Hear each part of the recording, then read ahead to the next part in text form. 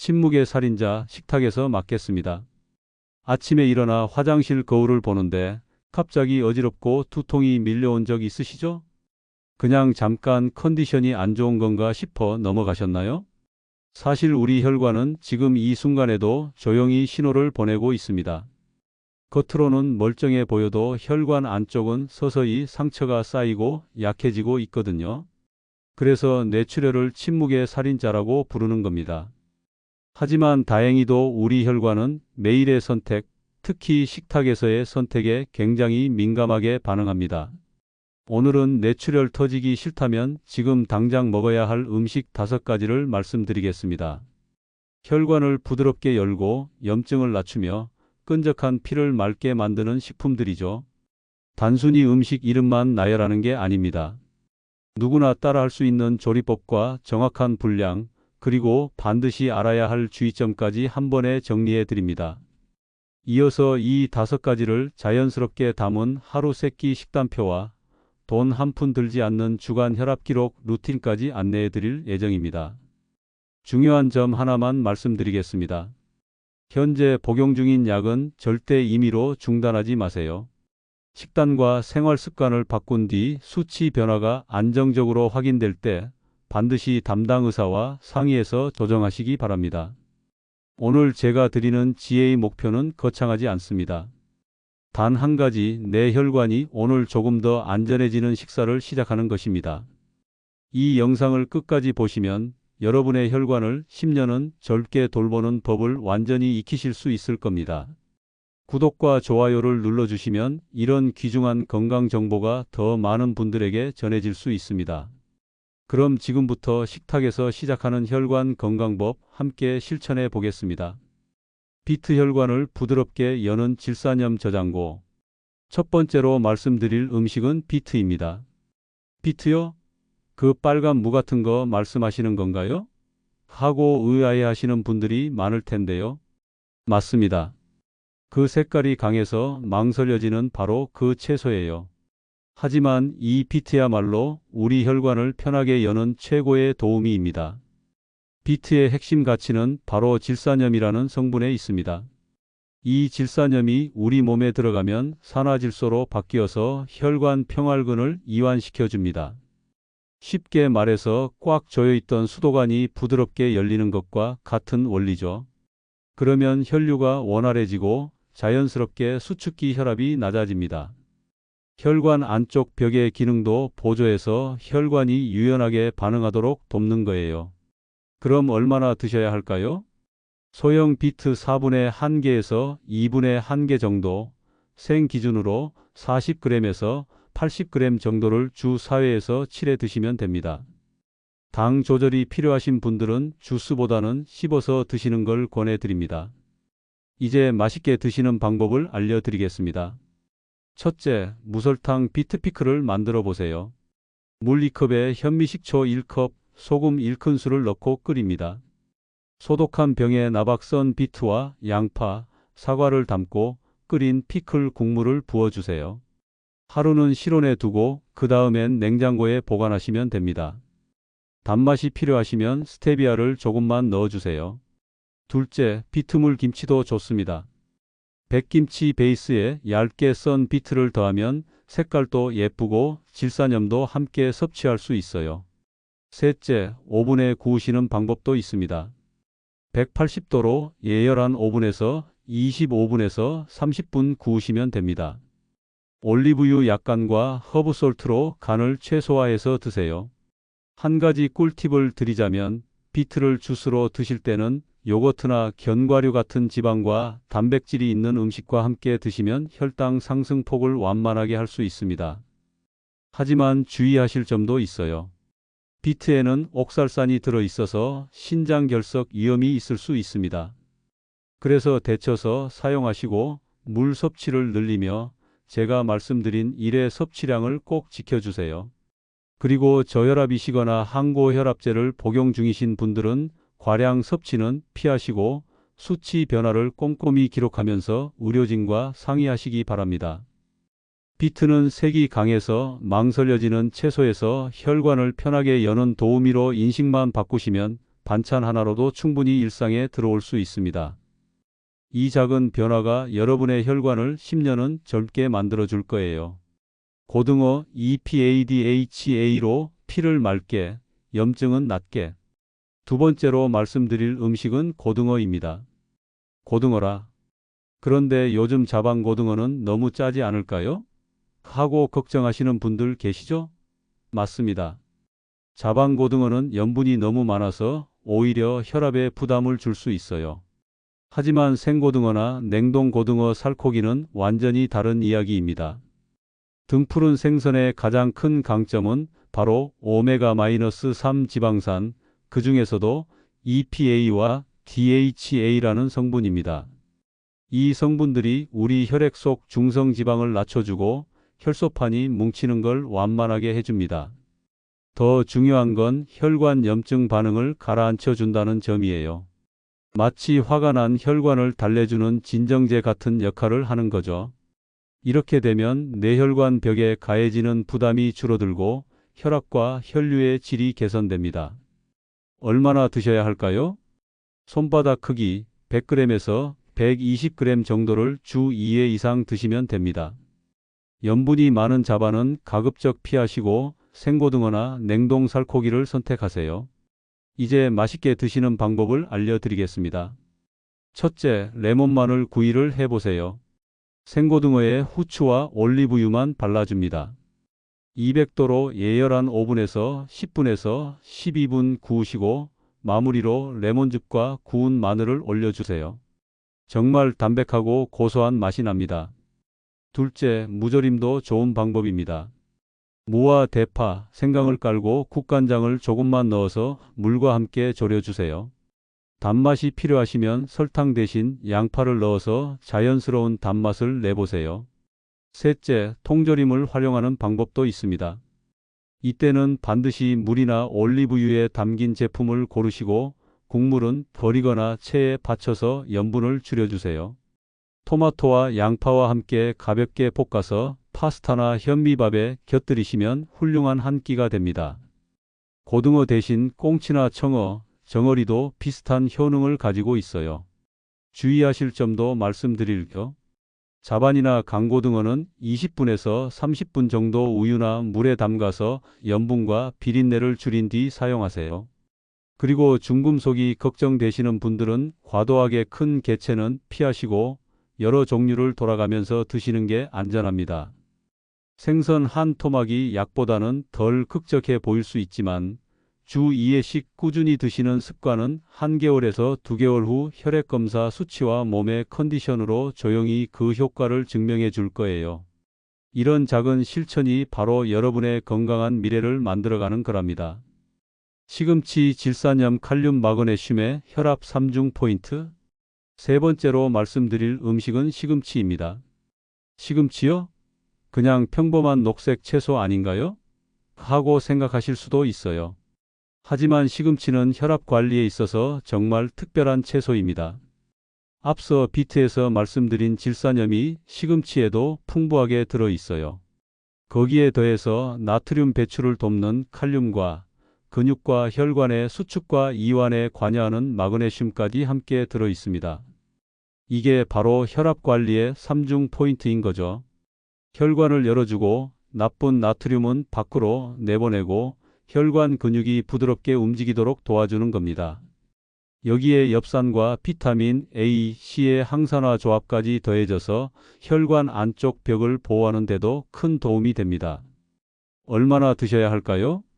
데친 시금치 한 줌 70g에서 90g 정도를 주 4회에서 7회 드시면 됩니다. 맛있게 드시는 방법을 알려드릴게요. 첫째, 시금치 달걀 지짐을 해보세요. 생시금치를 잘게 썰어서 달걀에 섞어서 약불로 부쳐주시면 됩니다. 간은 최소화하시고요. 단백질도 함께 섭취할 수 있어서 일석이조예요.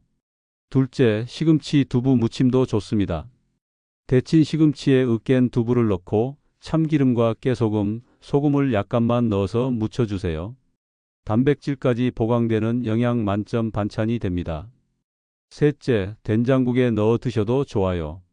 멸치와 다시마로 육수를 낸 뒤 된장은 반 스푼부터 시작해서 간을 보면서 조절하세요. 하지만 주의하실 점이 있어요. 시금치에도 옥살산이 들어 있습니다. 그래서 데치고 한번 헹군 뒤 사용하시면 부담을 줄일 수 있어요. 특히 항응고제, 와파린 같은 약을 복용 중이신 분들은 주의하셔야 해요. 시금치에 비타민 K가 들어 있거든요. 갑자기 섭취량을 늘리지 마시고 매일 비슷한 양을 꾸준히 드시는 게 좋습니다. 그리고 신장 질환이나 고칼륨 혈증이 있으신 분들은 칼륨 제한이 필요할 수 있으니까 담당 의료진의 지침을 우선하시기 바랍니다.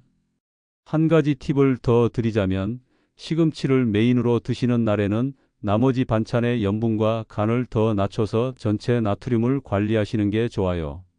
초록 한 줌이라고 하면 별거 아닌 것 같지만 실제로는 생각보다 훨씬 큰 변화를 만들어냅니다.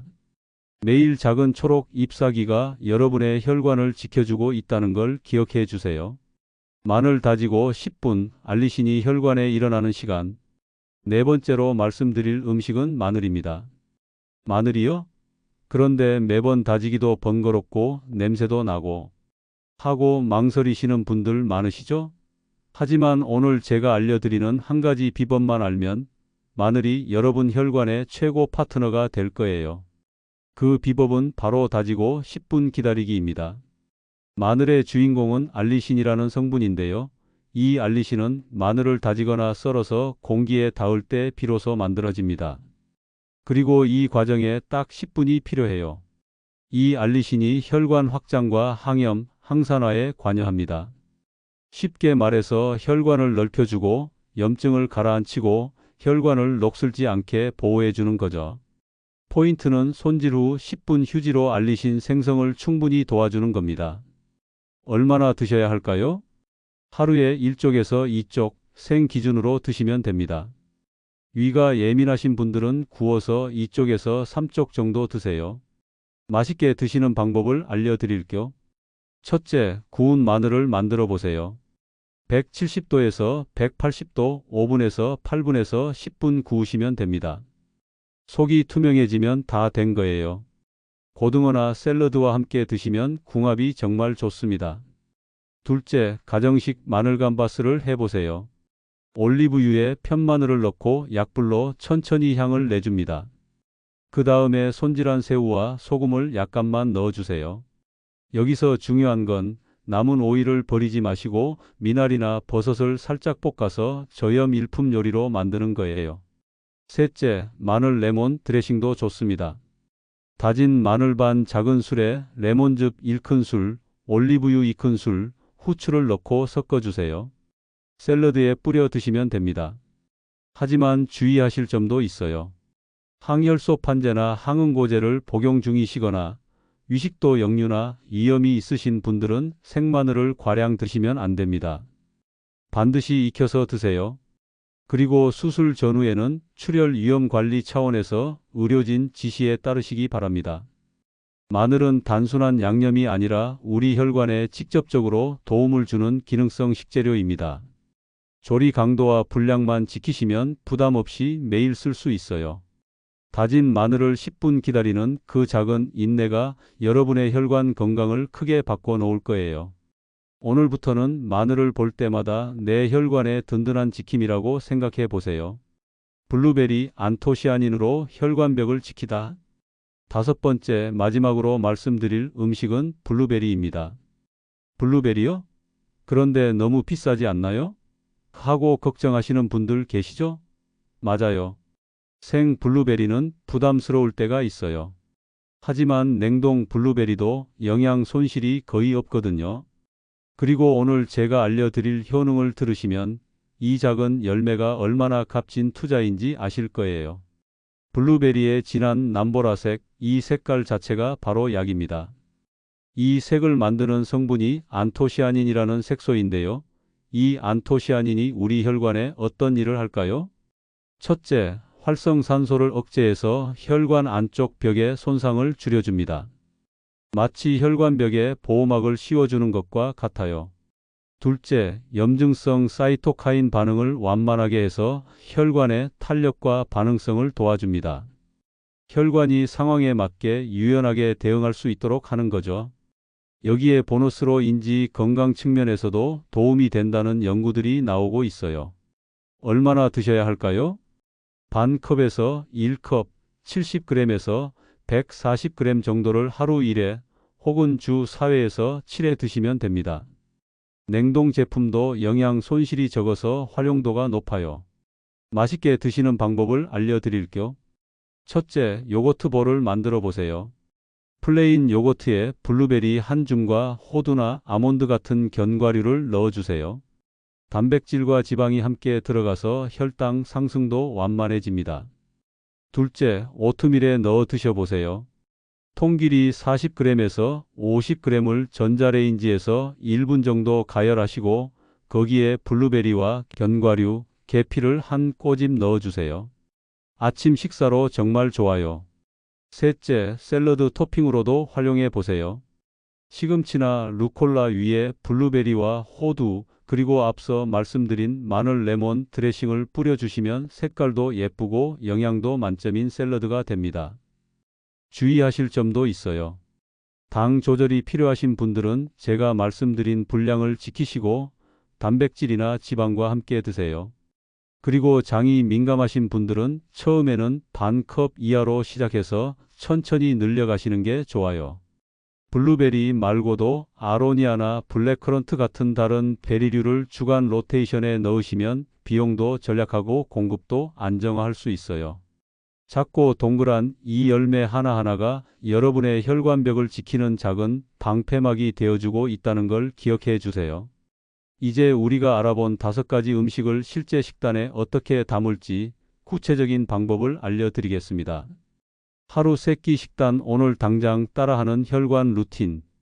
그런데 이 5가지를 어떻게 하루 식단에 다 넣어요? 하고 막막해 하시는 분들 계시죠? 걱정 마세요. 지금부터 말씀드리는 식단표만 따라하시면 자연스럽게 모든 영양소를 다 섭취하실 수 있어요.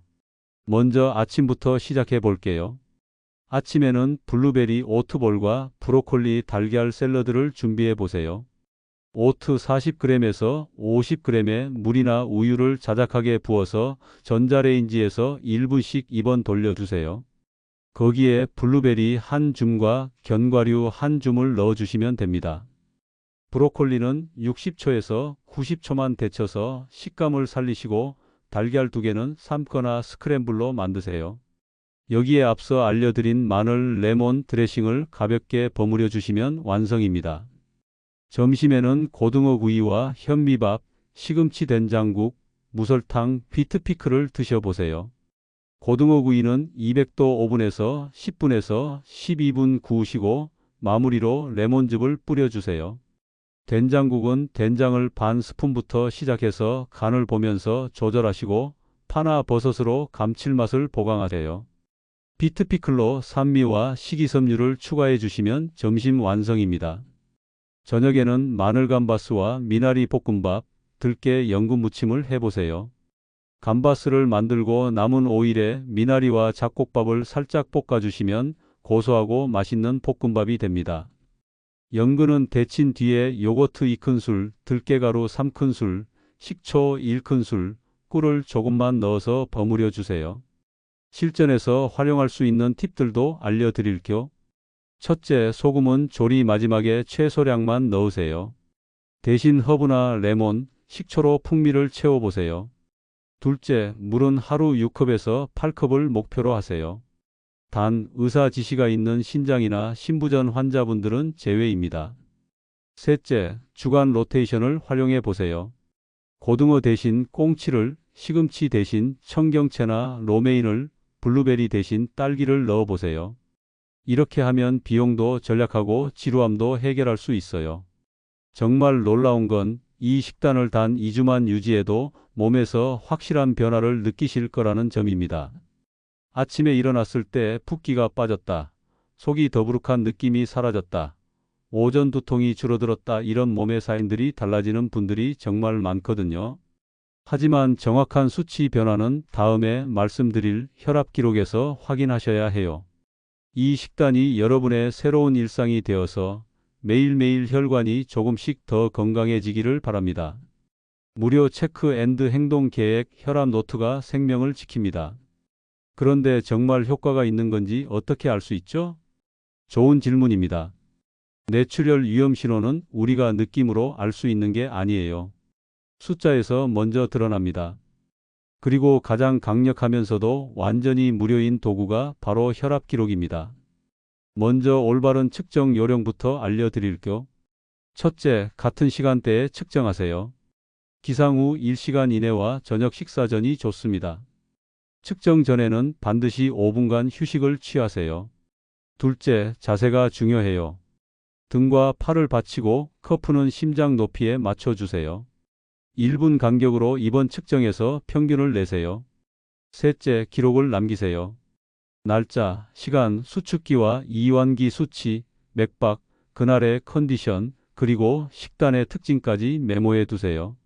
넷째, 주 1회는 보건소에서 공용 혈압계로 교차 확인해 보세요. 완전 무료입니다. 그런데 언제 즉시 병원에 가야 할까요? 수축기가 180 이상이거나 이완기가 110 이상이면 즉시 응급실로 가세요. 이건 응급 상황입니다.